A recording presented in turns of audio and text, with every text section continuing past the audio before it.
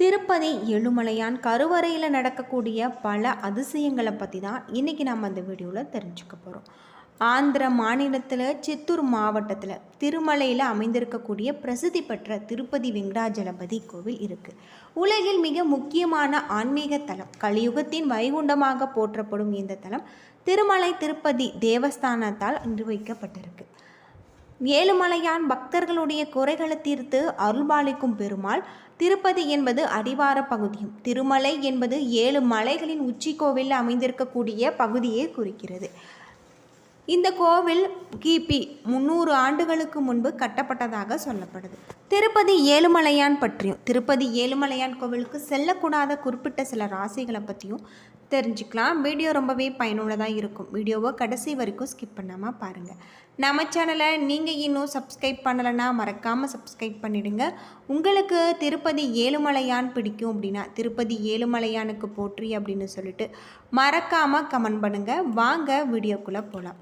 கலியுகத்தின் கண்கண்ட தெய்வமாக இருக்கக்கூடிய கோவில் தான் திருப்பதி ஏழுமலையான் கோவில்.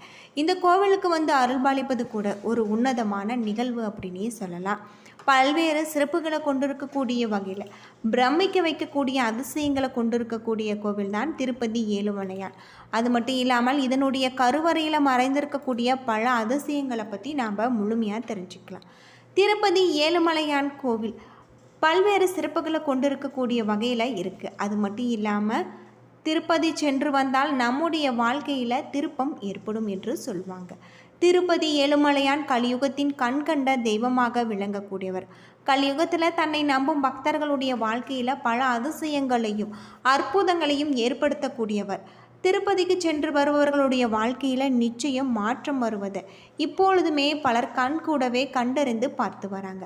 திருப்பதி கோவில் பற்றியும் திருமலை பற்றியும் மூலவர் ஏழுமலையான் சிலை பற்றியும் வெளியில் வராத பல அபூர்வ விஷயங்கள் இருந்து கொண்டு தான் இருக்குது. இவற்றை நம்பினாலும் நம்பாவிட்டாலும் மாற்ற முடியாத உண்மை. அது மட்டும் இல்லாமல் ஏழுமலையான தரிசிக்க லட்சக்கணக்கில் பக்தர்கள் வருவது மெய்சிலிர்ப்பை ஏற்படுத்தக்கூடிய வகையில் இருக்குது.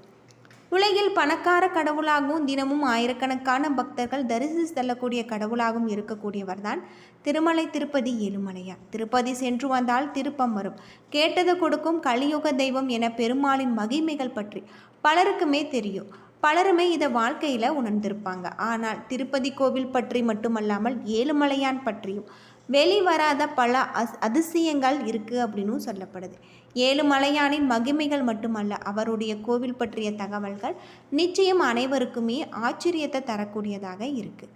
மனித சக்திக்கும் மனிதருடைய அறிவுக்கும் அப்பாற்பட்டது தான் தெய்வ சக்தி என்று சொல்வாங்க. அப்படி ஏழுமலையான் குடியிருக்கக்கூடிய கருவறையில் மறைந்திருக்கக்கூடிய பல அதிசயங்களை பற்றி தெரிஞ்சுக்கலாம். திருப்பதி ஏழுமலையானுக்கு சமர்ப்பிக்கப்படும் மலர்கள், வெண்ணெய், பால், தயிர், துளசி உள்ளிட்ட பொருட்கள் அனைத்துமே ஒரு குறிப்பிட்ட கிராமத்தில் இருந்து மட்டுமே வருது. திருப்பதி அருகில் இருக்கக்கூடிய இந்த கிராமம் மிகவும் பாதுகாக்கப்படுவதாகவும் மிக சிறிய இந்த கிராமத்தை மிகவும் அற்புதமான யாரும் பார்த்ததும் கிடையாது. இந்த கிராமத்தில் இருப்பவர்கள் தவிர வெளியாட்கள் யாருமே இங்கு சென்றது கிடையாது. கருவறையில் இருக்கக்கூடிய ஏழுமலையான் நின்ற கோலத்தில் காட்சியளிப்பது அனைவருக்கும் தெரியும். ஆனால் அவர் இருப்பது கருவறையின் மையப்பகுதி கிடையாது. கருவறையின் வலதுபுறம் ஓரத்தில் பெருமாள் நின்ற கோலத்தில் காட்சி தராரு. பெருமாளின் தலைமுடி மிகவும் மென்மையாகவும் நீண்டதாகவும் மட்டுமல்ல, அப்படியே அச்சு அசலாக உண்மையான முடியாக இருக்கும்.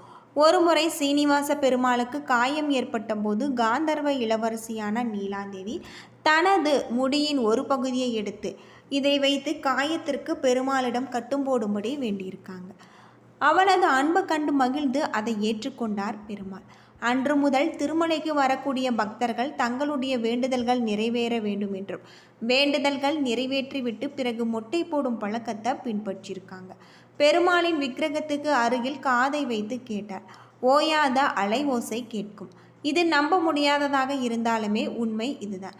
பெருமாளுக்கு முன் மண் விளக்கு எப்பொழுதுமே எரிந்து கொண்டே இருக்கும். இதை யார் எப்போது ஏற்றினார்கள் என்பது இதுவரை யாரும் தெரியாது. பல காலமாக இது அணையாமல் எரிந்து கொண்டே இருக்கிறது, இனியும் எரியும் என்று சொல்வாங்க. பல வருடங்களுக்கு முன்பு 19ஆம் நூற்றாண்டில் இந்த பகுதியை ஆண்ட மன்னர் ஒருவர் கொடூர குற்றம் புரிந்து 12 பேருக்கு மரண தண்டனை விதித்தாங்க. அவர்களுக்கு பெருமாள் காட்சி தந்ததாக சொல்லப்படுது. திருப்பதி ஏழுமலையான் சிலைக்கு பின்னால் ஈரப்பதம் இருந்து கொண்டே இருக்கும். அதை உலர வைப்பதற்காக புரோகிதர்கள் பல வழியில் முயற்சி செய்தும் அதை உலர வைக்க முடியவில்லை. திருப்பதி கோவில் விதிகளின்படி காலை பூஜையின் பொழுதும் மாலைகள் சாற்றும் பொழுதும் ஏற்கனவே போடப்பட்ட மாலைகள் கர்ப்ப கிரகத்திற்கு வெளியில் எடுத்து வரக்கூடாது. இதனால் சுவாமிக்கு அணிவிக்கப்படும் மாலைகளை ஏழுமலையான் சிலைக்கு பின்னால் இருக்கக்கூடிய நீரோடையில் சேர்த்து விடுவாங்க. இந்த மாலைகள் திருப்பதியில் இருந்து 20 கிலோமீட்டர் தொலைவில் வெற்பேடு என்ற இடத்திற்கு தேங்கி நிற்பதை நம்மால் காண முடியும். ஏழுமலையானின் சிலையின் மீது எப்பொழுதுமே பச்சை கற்பூரம் பூசப்பட்டிருக்கும். ஆனால் பச்சை கற்பூரத்தை எந்த ஒரு கல்லின் மீது பூசினாலும் அந்த கல் பொருளின் மீது விரிசல் ஏற்படுத்தும் தன்மை கொண்டது என அறிவியல் ரீதியாக கண்டறியப்பட்டது. ஏழுமலையானின் சிலையில் இதுவரை பச்சை கற்பூரம் சாற்றியதற்கான எந்த ஒரு அடையாளமும் கூட ஏற்பட்டது கிடையாது. பச்சை கற்பூரத்தில் இருக்கக்கூடிய வேதிப்பொருள் பெருமாளின் எதிர்மேனியில் திருமேனி தொடர்ந்து எதிர்வினையாற்றி வருவதாக சொல்லப்படுது. ஏழுமலையானின் சிலை கல்லால் ஆனதென்றால் அது உயிர்ப்புடன் இருக்குது என்பது நம்மாமல் இருக்க முடியாது. பெருமாளின் உடல் எப்பொழுதுமே 110 டிகிரி பாரன்ஹீட் வெப்பநிலையை தக்க வைத்து கொண்டிருக்கும்.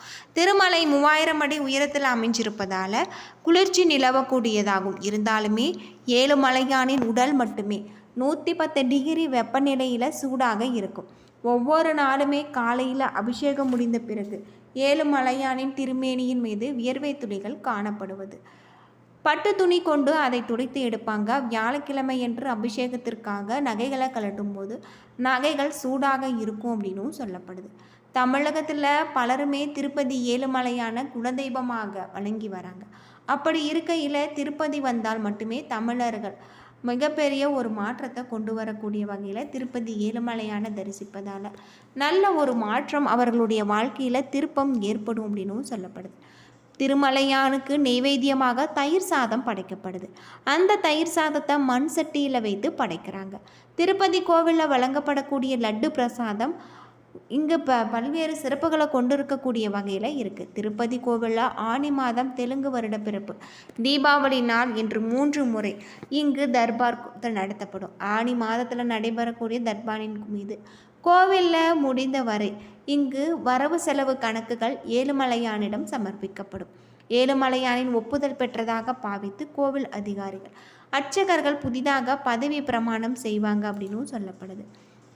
திருப்பதி ஏழுமலையானுக்கு அணிவிக்கப்படக்கூடிய உடையானது 21 முழ நீளமும் 5 கிலோ எடையும் உள்ள பட்டு பீதாம்பரமாகும். இதை தயாரிப்பதற்கென்று சென்னையில் தனிக்கடையே இயங்குகிறதாகவும் இந்த ஆடை ஏழுமலையான் கோவில் அலுவலகத்தில் மட்டுமே கிடைக்கும். திருப்பதி திருமலை 3000 அடி இங்கு உயரத்தில் குளிர் பிரதேசமாகும். ஆனால் திருமலை ஏழுமலையானின் சிலையில் வெப்பம் மட்டுமே 110 டிகிரி குறைவதே கிடையாது. இது அதிகமான நகைகளை இறைவன் தன்னுடைய உடலில் அணிந்திருப்பதால் ஏற்படுவதாக சொல்லப்படுது. ஏழுமலையானின் சால கிராம தங்கமாலை 12 கிலோ எடை. இந்த ஏழுமலையானுக்கு சாற்ற 3 அர்ச்சகர்கள் தேவைப்படுவாங்க. சூரிய கடாரி என்ற ஆபரணம் 5 கிலோ எடை கொண்டது. இதுபோல அரிதான பல நகைகள் ஏழுமலையானுக்கு குவிந்திருக்கு. அபிஷேகத்திற்கு ஏழுமலையானுக்கு தினசரி அபிஷேக பொருட்கள் ஒரு முறை செய்யப்படும் அபிஷேகத்திற்கு மட்டுமே குறைந்தபட்சம் 1 லட்சம் வரை செலவாகுவதாக சொல்லப்படுது. அது மட்டும் இல்லாமல் திருப்பதி ஏழுமலையான் கோவிலுக்கு சிம்மம், தனுசு, கும்பம் இந்த ராசிக்காரர்கள் வருடத்திற்கு ஒரு முறை மட்டும்தான் செல்ல வேண்டும்.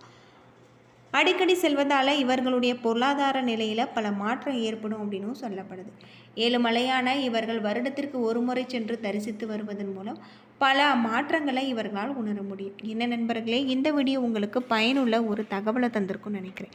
வீடியோ பிடிச்சிருந்தால் லைக் பண்ணுங்கள், ஷேர் பண்ணுங்கள், கமெண்ட் பண்ணுங்கள். நம்ம சேனலை சப்ஸ்கிரைப் பண்ணலைன்னா மறக்காமல் சப்ஸ்கிரைப் பண்ணிடுங்க. நன்றி நண்பர்களே.